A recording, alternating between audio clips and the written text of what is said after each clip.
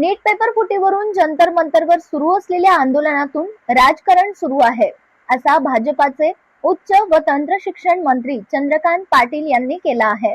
तसेच विरोधकांनी राजकारण थांबवलं पाहिजे.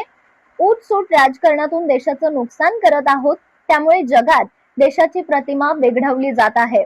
विषय वेगळा, हेतू वेगळा असल्याची टीका देखील मंत्री चंद्रकांत पाटील यांनी केली आहे. तर प्रत्येक गोष्टीला फाशीची शिक्षा होत नाही, अधिवेशन विस्कळीत करणं हा पहिला हेतू होता. याही पेक्षा मोठमोठे हेतू आहेत, ते जाहीरपणे सांगता येणार नाहीत आणि संसदेत अमित शहा आणि पंतप्रधान नरेंद्र मोदी बोलायला लागले की पोल खोल होईल, असा देखील मंत्री चंद्रकांत पाटलांनी स्पष्ट केले आहे. ते सांगलीमध्ये छत्रपती शिवाजी महाराज महाराजस्व अभियानाच्या उद्घाटन प्रसंगी ते बोलत होते. आंदोलन जे आहे त्यात नीटची परीक्षा पेपर फुटले, पण ती पुन्हा झाली, त्यात कणभरही कुठे गडबड झाली नाही, रिझल्ट लागले.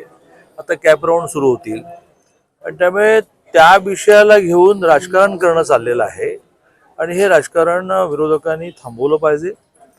उठसूट राजकारण करण्यातून आपण देशाचं नुकसान करतो, समाजाचं नुकसान करतो, वातावरणाचं नुकसान करतो, जगामध्ये आपली प्रतिमा बिघडवतो आणि त्यामुळे विषय वेगळा आणि त्याच्यातून हेतू वेगळा. सगळ्या क्लिप बाहेर येत आहेत, तुम्हीच बाहेर काढताय की हे कुठे शिजलं, याच्यातला हेतू काय आहे आणि फार लांब लांबपर्यंत जातील. आणि मी तुम्हाला एक सांगतो की लोकसभेमध्ये ज्यावेळेला चर्चेला उत्तर द्यायला माननीय अमित भाई किंवा माननीय नरेंद्रजी उठतील, त्यावेळेला सगळ्यांची पोलखोल होईल आणि त्यामुळे वेळेत सावध व्हा. तुमचा हेतू कळलेला आहे. तुमचा हेतू जर हा असेल की ह्या देशामध्ये पेपर फुटू नयेत, तर ते फुटूच नाहीत ना. पण एखादा पेपर फुटल्यानंतर म्हणजे एखाद्याने एक आंबा चोरला म्हणून त्याची शिक्षा फाशी नसते ना. आंबा चोरला तर त्याची समज देणं असते, मग आणखीन काही चोरलं तर त्याची शिक्षा किती ठरलेली असते. प्रत्येक गोष्टीची फाशी फाशी असं नसतं ना. त्यामुळे पेपर फुटू नयेत, विद्यार्थ्यांचं नुकसान होऊ नयेत, यासाठी आपण सगळेजण प्रयत्न करतो आहोत. त्या पेपर फुटीनंतर मुलांना पटकन परीक्षा देता यावी, त्यांचे रिझल्ट लागावे, त्यांना ॲडमिशन मिळावं, असा प्रयत्न चालला. पहिल्यांदाच देशामध्ये आपल्याला मिलिटरीला इन्व्हॉल्व करावं लागलं, पण त्याच्यावर टीका झाली. अरे त्याच्यातून नीट झालं ते बघा ना, पण मग का मिलिटरी का वापरावी लागली. पण असं लक्षात आलं की काही क्लासेस ही गडबड करतायत. त्यामुळे सगळे पेपर फोडणारे अटकेत आहेत, त्यांच्यावर कारवाई होणार आहे.